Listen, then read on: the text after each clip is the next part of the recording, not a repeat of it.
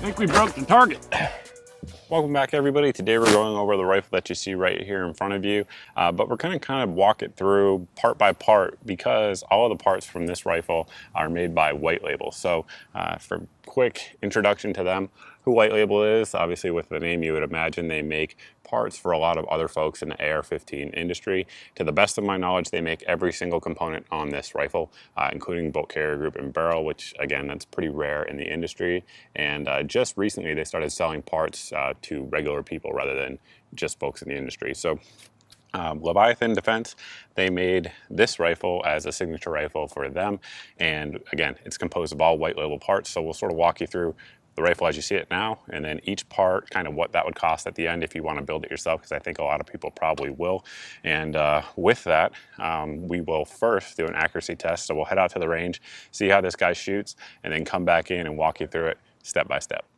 It is a steamy Carolina summer day here for the accuracy portion, and we got a few loads lined up for you guys to see how this rifle will shoot. The rifle's factory, with the exception of our Trijicon AccuPower 1-4 on there. It's an excellent scope. That said, really I'd probably want a little bit more magnification for an accuracy test, but it's what we've been using the whole time and it's zeroed. So we're going to roll with it. It should be fine at 100 yards, which is where that target is downrange. Cloud Defensive Owl, and then Arisaka BFG, and that's it. So, all right, let's get to it. First load up is going to be some Gorilla ammunition. This is a 223 chambering with the 55 grain Sierra Blitz King bullet. Stuff's pretty darn accurate across the board in many rifles, but every rifle is its own animal, so we will see how it does. Right now, there's a cloud over us, which is good. Hopefully it stays around, but if not, we've had some pretty bad mirage today, so hopefully that stays away, so we'll see.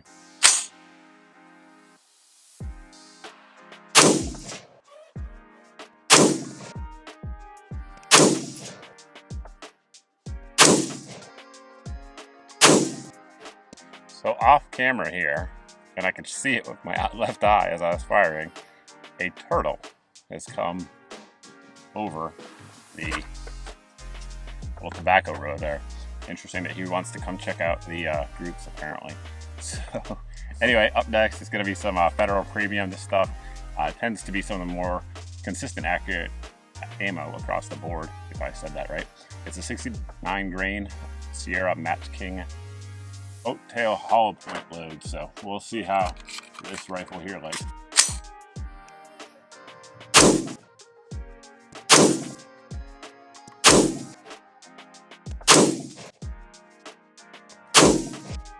All right, up next we have some 77 grain 223 chambering, again with a Match King hollow point oak tail. This one here from the folks at Fiocchi. So this will be the heaviest load that we put through it.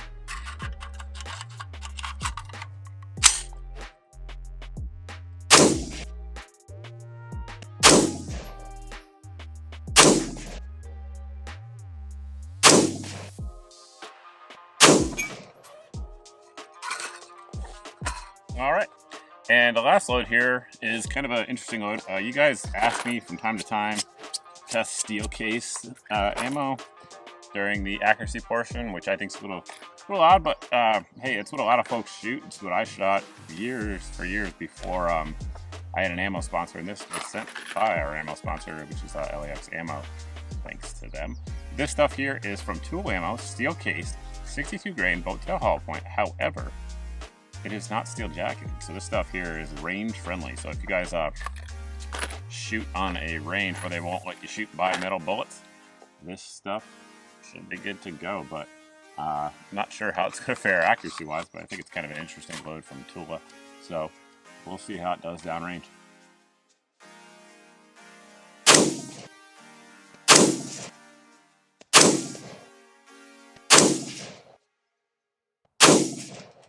Let's go check them out.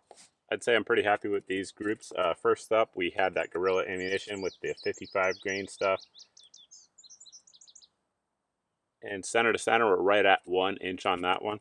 So can't be mad about that. Then we had the 69 grainers here, I believe, from Federal. And we're right at 1.25 inches on that one. Then we came down here, I think this was a 77 grain Fiocchi, if I remember correctly. And outside of that one, it looked really good. But that one opened it up. We're right at 1 7/8 inches, so just under 2 inches there. Then here with the Tula, shot pretty well on that one. Let's see, the biggest group, right at 2 inches with that Tula 62 grainer. As we just saw, it shoots pretty darn well. So working muzzle to the rear, we do have a flash hider on here. This one here is kind of like an extended A2, which I like. There's several companies that make this style of muzzle device out there on the market, and they're excellent. It's a little bit longer, so you're gonna get a little bit longer length if you choose this. They offer an A2 as well though, but if you choose this one, it has no open port on the bottom, so that way you're not kicking up dust, sand, etc. when you're shooting from the prone. And the longer ports gives you just better flash hiding capabilities, and it also gives you a little bit better of compensation as well. Not that there's a ton required here, but it does a good job overall. The rifle ran fine suppressed as well, which you guys saw, so that's nice. Continuing on back, we do have a 16-inch mid-length 5.56 1-in-7 twist 4150 CMB steel nitrided barrel. It is stress relieved. However, on their site, it doesn't say if it's MP or HP tested, so I'm not entirely sure on that. However, I will let you know down below in the comments if I find something out after this video. The gas block itself is dimpled, and then it is the set screws rather, are set in with a really high temp thread locker, so it's not pinned, but in my opinion, that's the second best way to attach a gas block in terms of durability, so good on them for that. Continuing on back, we have a 15-inch handguard. If you guys want to go with different ones, if you're building it out yourself, you can do so. But this one here, again, 15-inch, it has the M-lock cuts on the 3, 6, and 9 o'clock position all the way down. We have 1913 rail on top. However, they actually cut out some sections in there, so that way it lightens it up a little bit. Same thing here on the offset positions on top. Those are relief cuts, so that way, again, it's a little bit lighter weight there. And back here, in terms of the attachment system, it's pretty solid. So I'll roll in a picture of the barrel nut here, but these two screws that go in there don't just clamp it, which I'm sure they do to some extent, but they actually interface with the barrel nut, so that way it's not going anywhere. These screws would have to completely, or bolts rather, would have to completely break for the handguard to come off. So good luck with that. I don't think it's going to happen. And then for anti-rotation capabilities there, they have the 2 tabs up there that made up with the upper receiver. So it's not going to go anywhere side to side either. It's a very good design, and it's actually relatively lightweight as well. So definitely somebody was thinking when they came up with that design. Continuing on back to the upper and lower receiver, both are made out of billet 7075 T6 aluminum. They have a Type 3 hard anodized finish on there. Upper receiver has M4 feed ramps. We have our forward assist shell deflector, so that way if you're left-handed, you're not going to get smashed in the face with brass. On the left side that you guys can't see here, but we're rolling a photo for you, we do have the actual bolt release. So if you're building, it's not a pin. It's actually threaded in there, which is nice, so you don't have to worry about that. It's kind of annoying always. And I should also add that the actual detent here for our rear takedown pin, that one actually is threaded as well, so you don't have to worry about making sure rather that it's captured here by the actual end plate. You can actually thread it in there. So kind of some cool stuff going on there with the lower receivers. That's a little bit different than normal. We do have T marks on the top. They are not white like you're used to and not bright. They're actually etched into the receiver rather. And this one of course has the Leviathan logo on there, the standard ones that if you were to build one, don't. But again, if you want the Leviathan one, you can get that. Either way, it's up to you which way you want to go. On our lower here, we have a good flared mag well, which I like. opened up trigger guard, so that way if you're shooting in cold conditions wearing gloves, or if you're just out shooting in normal conditions and extended shooting sessions, you don't have to worry about scraping the bottom of your finger. Anybody who's shot ARs for a long time know about that. Our receiver extension here is 7075, T6 aluminum, 6-position standard stuff. The stock here looks like a standard M4 stock, but it's a little bit different because we have these QD sling swivel attachment points here at the rear, so slight upgrade there. And then of course we have our standard sling attachment points if you guys want to go that route as well. We'll break it down and get into the insides next. The charging handle, standard 7075 T6 mil-spec affair, nothing fancy about it, but it does work just fine. The upper receiver is compatible with any of your aftermarket charging handles though, should you want to use those. So that's up to you if you guys want to swap that in. The bolt itself is made out of 9310 steel. It is magnetic particle inspected, shot peened, and we're gonna roll in the specs here for the bolt carrier group, just because they list them all on their site, which I really do like. So if you guys are looking for different small components to see what they are, they will be on your screen. The bolt carrier group is made out of 8620 steel. It's full auto profile. As you guys can see, we have very good staking there on the carrier. It has a TIN finish. They offer, White Label does other finishes out there, but a lot of people like the TIN. It gives you good surface hardness, good corrosion resistance, and it has good lubricity properties to it as well for running dirty, suppressed with gunk in there, whatever the case may be.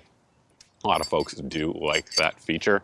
Moving on to the lower receiver, a couple things that we can see now that we couldn't before is that we do have a carbine buffer in there, for those who are wondering. It also has that tensioner in there. It's a little nylon rubber thing, and that way if your upper and lower receiver ever become loose just due to time and firing a lot of rounds, you can actually just remove your pistol grip and tighten that up a little bit, so that way you always have a nice snug finish between the upper and lower receiver. Myself personally, I don't mind a little wiggle, but I know some folks, it just drives their neurosis crazy. So just wanted to point that out. And then here on the upper receiver, of course, we do have our M4 feed ramps built in there, if I didn't say that already. I think we covered pretty much everything on the rifle that's important, with the exception of reliability and price. So reliability, the gun's been flawless. We've had zero issues with it at all. Majority of the ammo we've put through it has been Federal M193 55 grain 5.56 stuff. It's eaten it all, and right now it's at about 1,100 rounds, so not a ton, but no issues have shown up in that time. So all in all, good to go on that one. And the other thing that's important is price point. Not sure offhand what Leviathan is selling the complete rifles for. I will annotate and roll that in down below or somewhere here on your screen. However, if you were to actually order all the parts here from White Label, and again, there will be links down below for all the different parts, so that way you guys can set the build up how you want. It comes to about $750. However, viewers here on the channel, we have a deal with White Label, so that way they're going to give you guys a discount beyond what you would normally see. So the price point on this one is pretty nice. In terms of complete rifle, it's built well, has a lot of things going for it that a lot of budget options don't. Good staking here on the castle nut, the detents, or rather the dimpling on the gas block, those sorts of things, a well thought out handguard, upper and lower receiver. Some folks like billet, some folks don't. I don't have an issue either way. Both work, forged and billet work well. The one thing I wish is that the barrel was not a government profile, but I'm sure that they're working on that. And of course they offer a bunch of different barrels as well, so if you guys are looking for that. But all in all, it's ran well and it shot well, as you guys saw, in terms of accuracy, so we can't really complain there. If you guys have any questions about the gun, parts, components, etc., by all means post those down below in the comment section. You can also post those over at my Facebook page. As always, that is the best place to reach me. If you actually have a question that you need answered, just shoot me a message over there. Sometimes it takes me a little bit to respond, but I do try to get to everyone over there. So that's pretty much it on the rifle wise. If you guys are subscribed to the channel, thank you very much. I appreciate it. If you're not seeing about 3 videos a week, make sure you hit the notification bell. If you've done that and you're still not seeing it for whatever reason, because of the way YouTube displays my videos in people's feeds these days, please sign up for my email. You can sign up over at my Facebook page under the sign up tab, or at my website, Mrgunsngear.com, under the sign up tab.